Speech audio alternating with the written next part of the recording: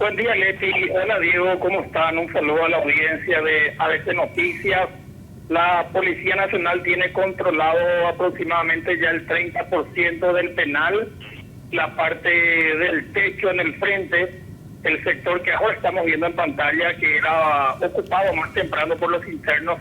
Este lugar ahora mismo ya está siendo dominado por la policía.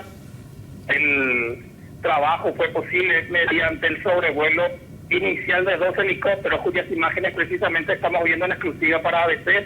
Un helicóptero UH-1H de la policía con 6 tiradores y cubierto por otro helicóptero colibrí con un tirador de reserva. Fueron los que obligaron a los internos que estaban en la parte del frente del techo a que bajaran del lugar, y ahora los policías que estaban en tierra ya controlan ese sector. La intención es llegar al medio de la cárcel, donde funciona el pabellón D, y a su vez en la planta alta de ese pabellón vive Armando Javier Rotella Ayala, paraguayo de 41 años, el líder del clan Rotella y el preso más importante de la República. La intención es extraer o neutralizar a Rotella. Esa es la orden que tienen los comandos policiales, que, reitero, ya tomaron el 30% de la cárcel, compañeros. Iván, la información es de un pabellón, vos nos corregirás, que sería el lugar, digamos, donde opera el propio Rotella, que según dicen para llegar a él es muy complicado, incluso tener una audiencia. Cuentan que hasta el viceministro Nicola le costó poder mantener una charla con él a ese nivel de poder estamos hablando. Contanos un poco de eso y de ese hombre también que es Rotella, Iván. Armando Javier Rotella Ayala tiene 41 años de edad. En marzo próximo cumple 42. Él cayó preso en el año 2011. En realidad ya venía arrastrando antecedentes desde que cumplió la mayoría de edad. Él es oriundo de Tomatín, departamento de Cordillera, pero se asentó en la zona del Bañado Sur de la capital desde joven, donde empezó a delinquir. En 2011 fue identificado como el líder de una estructura especializada en el delivery de crack. Así empezó. En aquel momento fue conocido como el zar del microtráfico, porque controlaba la mayor parte del mercado de delivery de crack y de cocaína.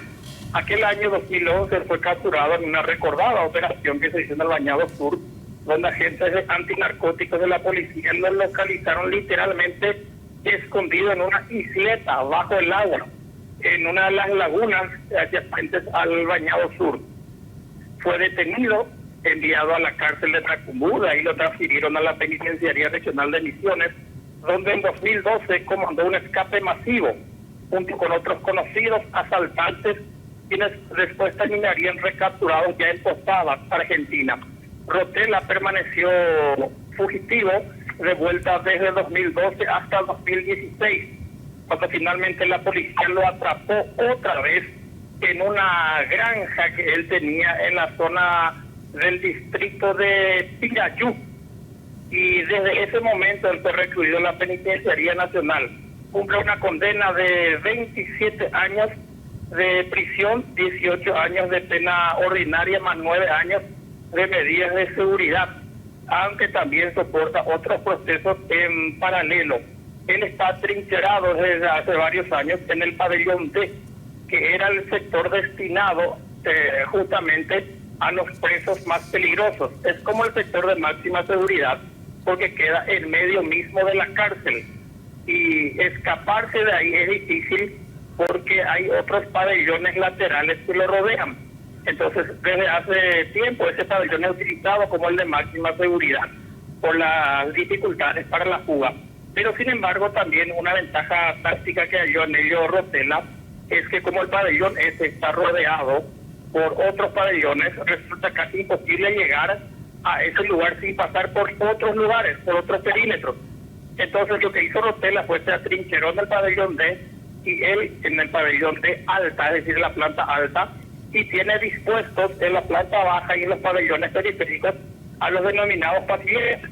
O sea, su primer anillo de seguridad en realidad forman parte de lo que se conoce como la jungla, que son la mayoría de los soldados fieles de Rotella, y el segundo nivel de seguridad serían los patilleros, que a su vez protegen de vuelta el acceso a ese sector de Tacumbú.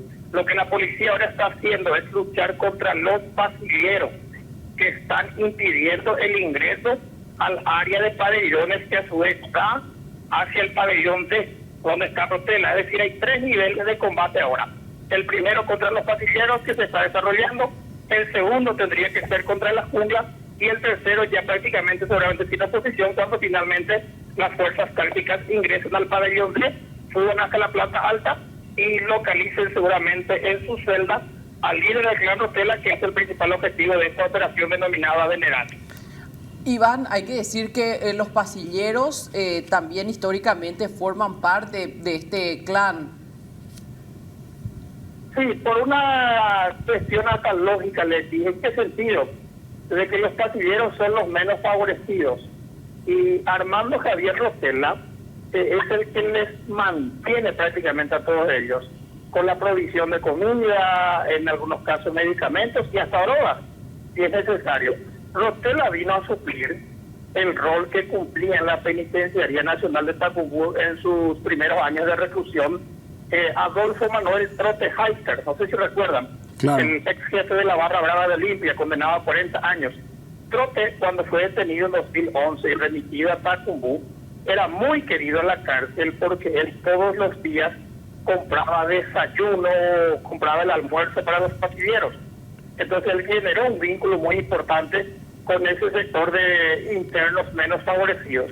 Cuando Trote fue transferido, los pasilleros quedaron, por decirlo así, desamparados. Y ahí es que emerge la figura de Rotela. Se adoptó el mismo sistema, empezó a alimentar y a suministrar drogas a los pasilleros. Entonces la mayoría de estos presos incluso están dispuestos a dar la vida por él. Lo tienen como una especie de Dios.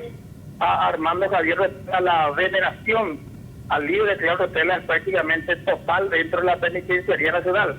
Y un detalle, Rotela dicen que no toma y no se droga, por ejemplo, y es muy apegado al gimnasio. Es una persona con una condición física envidiable. Todo el día él entrena en el gimnasio de la cárcel, él no tiene supuestamente vicios, y una persona de perfil relativamente bajo. Se comunica la mayor parte del tiempo en un guaraní cerrado.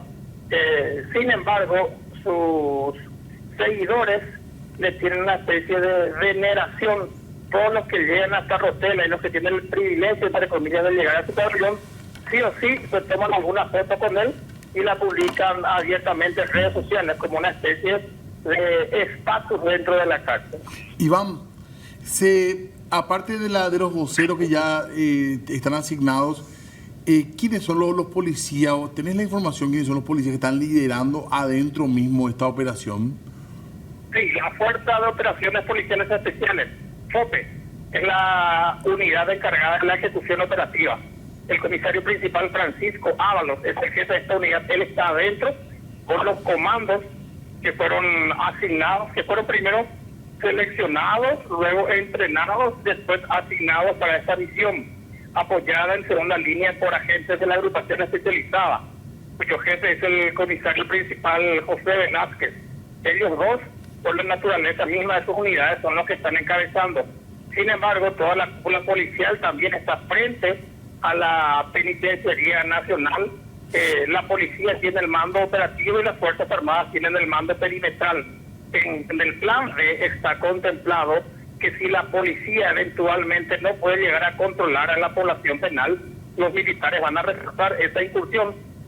Por eso que se está preparando, por ejemplo, infantes de marina, efectivos de las tropas especiales del ejército, o incluso también comandos de la Fuerza Aérea, quienes ya están preparados para una eventual incursión dentro de la cárcel si es que los pasilleros oponen mayor resistencia todavía.